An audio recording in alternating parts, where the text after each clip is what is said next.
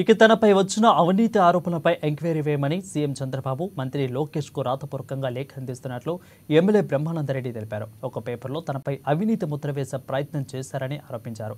మాచర్ల నియోజకవర్గంలో ఏ ఒక్కరి దగ్గరైనా ఏ ఒక్క రూపాయైనా అడిగానంటూ ప్రశ్నించారు. ఇక ఉద్యోగుల ట్రాన్స్ఫర్ విషయంలో కూడా ఎవరి వద్దనైనా రూపాయి తీసుకున్నట్లు నిరూపించగలరంటూ బ్రహ్మానందరెడ్డి ప్రశ్నించారు. పనిచేయండి అని చెప్పి రైతుల కోసం మేము చేస్తే అసలు కరప్షనే లేని విషయంలో మేము కరప్ట్ చేశామని చెప్పటం అనేది అత్యంత దారుణమని చెప్పి సందర్భంగా తెలియజేస్తాము. మరి గురజాల నియోజకవర్గంలో మొదలు పెట్టారు, మనం కూడా మొదలు పెట్టాము. రైతాంగం ఇబ్బంది పడకూడదు అని ఫినిష్డ్ అంటే ఒక పని చేస్తే అవినీతి చేసినట్ట. మా ముఖ్యమంత్రి గారైనటువంటి నారా చంద్రబాబు నాయుడు గారికి, లోకేష్ గారికి, రాష్ట్ర అధ్యక్షుల వారికి మెసేజ్ పెట్టడం జరిగింది. నేను రిటర్న్ గా కూడా లెటర్ ఇచ్చి నా మీద విచారణ కోరుకుంటున్నాను. నా మీద ఏదైతే ఆంధ్రజ్యోతి బురద తల్లిందో దాన్ని నేను ప్రూవ్ చేసుకోవాల్సిన అవసరం ఉందని చెప్పి ఈ సందర్భంగా తెలియజేస్తున్నాను.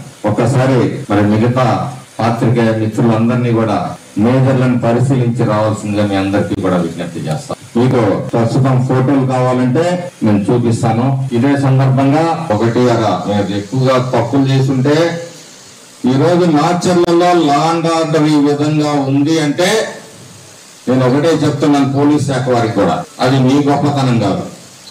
మా కార్యకర్తలు మా నాయకులు సంయమనం వ్యవహరించబట్టే ఈరోజు వైసీపీ నాయకులు ఇక్కడ తిరగలుగుతున్నారు. అదే మీరు చేసిన విధానంలో మరి మా కార్యకర్తలు నాయకులు చేసుంటే మీరు రాష్ట్రాలు దాటి పారిపోయి ఉండేవాళ్ళు. నేను డబ్బు తీసుకుని రూపాయి